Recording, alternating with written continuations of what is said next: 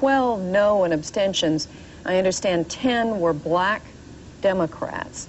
How do you explain that? I think obviously they could do a better job of expressing it, and there are many of them with different views. But I think they also feel they're bearing an unfair burden here when you look at the percentage of the blacks in the population and the percentage of who's on the ground defending us.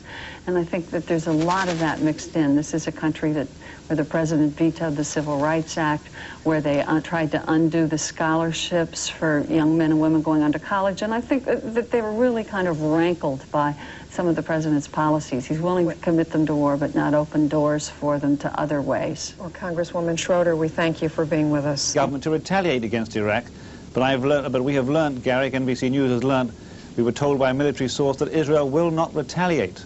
Israel will not retaliate against Iraq, although several political leaders here said that Israel was about to retaliate. We do know that there has been intensely close contacts between Israel and the United States, and that Israel is now satisfied that all is being done to stop more Scuds landing in Israel, Garrick. And Martin, we'd also emphasize the point that these shells, the rockets that landed, were conventional warheads. There are no chemical weapons being used. That's correct. Conventional, not chemical, Garrick, that's right. That must be particularly good news to people in Israel, even though the bad news is that they're still vulnerable to these missile attacks. Let's go now to Mike Betcher, who is in Saudi Arabia. Michael, we had a military briefing a short while ago from American leaders there. What's the gist of what they had to say? Well, during the briefing, they talked more about losses of airplanes. I believe the figure now is 5. And also talked about preparations for a ground war, also the hunt for the Scuds, which had been successful, and the commando attack on the oil rigs off the coast of Kuwait, in which 12 Iraqi prisoners were taken. We had imagined earlier on that there would be several commando raids before any offensive operations on the ground would occur, and this seems to be one of the early operations. Now, on the ground, we're getting reports of units moving forward. For example, we have a Pentagon pool report from the 2nd Brigade of the 82nd Airborne Division, a unit which was deployed in Panama. They are assembling up north, preparing for offensive operations if they are ordered to do so. They want to fight at night. They believe they have the night goggles, which are technologically superior to those the Iraqis have, the ones that the Iraqis have. They don't have very many. And they say that their morale is very good at this point. And the problem is according to the commanders of the 2nd Brigade, is telling the troops that this is not going to be quick nor easy. The quote we have from one of the colonels is, "We have to temper the soldiers' enthusiasm that we may be in for the long haul. It's not going to be just 2 days." All right, Mike Betcher in Saudi Arabia, thank you. Just to cross the T, dot the I's, and some of the other information coming out from this briefing, more than 4,000 air sorties have now been flown to date. About 150 cruise missiles have been fired at targets in Iraq. 6 American planes have been lost, 5 shot down. Another one apparently was lost through some mechanical problems. 4 other Allied planes are missing, presumed down. The Iraqis to date have lost 10 of their planes in conflict with the Allied air forces. Let's go now to the White House, where Jim Miklaszewski is standing by. The president today is up at Camp David. Jim, obviously keeping in touch. He spoke with the Israeli leader, Prime Minister Shamir, overnight. What can we expect from the White House today? Well, I think once this meeting with the top national security advisors is completed, we expect to hear at least a written statement, perhaps, from White House spokesman Marlin Fitzwater. Earlier this morning, all his top national security advisors headed up to Camp David. Here in this video, you see on the left the chairman of the Joint Chiefs of Staff, Colin Powell. On the right, Secretary of Defense Dick Cheney. Also Secretary of State Baker, National Security Advisor Brent Scowcroft, and the Vice President, all choppered up to Camp David this morning, and they're meeting at this hour. The top priority, of course, was that latest missile attack on Israel.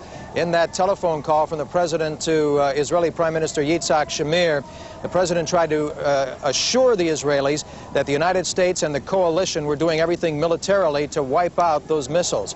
I can tell you there was an encouraging sign from the Israelis here in Washington. The Israeli ambassador to the U.S. held a news conference, and it was absent of, well, the rhetoric from the Israeli ambassador was somewhat restrained. So it appears that, at least for now, there's an indication anyway that the president may have been successful in convincing the Israelis to hold off some kind of response, at least for the time being. And I think it should be pointed out here, Garrick, that this is really sort of remarkable, considering the fact that the Israelis and the U.S. administration have really been butting heads recently, and there are reports that Shamir and Bush don't even like each other all over the entire Mideast peace issue. So the fact that the U.S. Has been able to convince the Israelis to hold their fire even up until now is a pretty remarkable diplomatic feat. Thank you, Jim. At the White House, as you said, the fact that the relations have not been all that warm between Shamir and Bush, and yet here we get another example of how in the pressure, the crisis of wartime, new alliances, personal alliances are made, as well as political and military alliances. Mary Alice. As you know, throughout this crisis, we've been asking the opinion of many Middle Eastern experts, and two who've contributed much to our understanding of these events are in our Washington newsroom now. Robin Wright is one, as is former American ambassador to Iraq, Edward Peck. Good morning to both of you. Robin, we know there are Scud missiles out there still capable of doing a lot of damage, and now we hear from Jim Miklaszewski at the White House that military experts here may have underestimated the amount of Scuds by 300 to 800. What do you make of that? Well, that Saddam Hussein has an awful lot he can still use. I think that his strategy now is to try to do militarily what he was unable to do politically during the run-up to this conflict, and that was try to link his invasion and occupation of Kuwait with the Arab-Israeli conflict. If he deliberately, over a period of days, manages to use those mobile missile launchers and to continue to strike Israel, there will be a point reached where Israel cannot help but respond, whatever the coalition is doing. Ed Peck, is an Israeli response inevitable? No, it's interesting, having just listened to the commentary from your other experts, that the United States has convinced Israel, not to retaliate. Israel has come to that conclusion, I am certain, because they see that it's in their own best interests. Israel isn't doing it necessarily for the United States. Israel is restraining itself. Here's a country that knows how to deal with pressure better than most, because they see that in the long term and in the broader sense, it's best not to do that now. Robin Wright, this is Garrick Utley. A short while ago in our report this morning here on our edition of Saturday edition of Today, we're talking to someone who said the real difference between the Israeli ability to retaliate and what we, the Allied forces, are doing is that when we go after these missile launchers, we want to see that launcher in the crosshairs of the site. If we can't find it, we're not going to drop the bombs. Whereas the Israelis, if they think that launcher is anywhere near a village or what have you, they're just going to go in and blast it, and if there's side civilian casualties, so be it. There's a basic difference in tactics. Is that the way you see it? Is this an important distinction? Well, it could be. In the past, the Israelis, when they've gone after targets in Lebanon, have shown limited regard for civilians who might live in the area. That was true particularly during the 1982 Israeli invasion of Lebanon. This time they know they are under international scrutiny and they may show greater wisdom. But of course we're also not getting any casualty figures out of Iraq yet, and it may be very difficult to find out if they've used some discrimination or not. Which leads me to my next question for Ed Peck. We are getting very little reporting about the casualties in Iraq, yet we're talking a lot about the casualties in Israel. That's something that the Arabs have always complained about, what they perceive as being a double standard. Because while we're launching this massive, multiple thousands of sorties against Iraq, there's no mention made of or reference to or even expressed concern over possible collateral damage, which could be extensive. And yet Israel, hit fortunately by a small number of missiles with, fortunately again, small number of damage, puts the United States into convulsions. And they, the Arabs, see that as a very, very definite demonstration of the double standard that we apply to the Middle East. Well, is it possible that the Iraqi casualties aren't being reported because we don't have the information? It's possible, but yet the United States has engaged with its allies in this massive attack, and we are getting very little information out as to what actually has taken place. The reporting has been quite limited.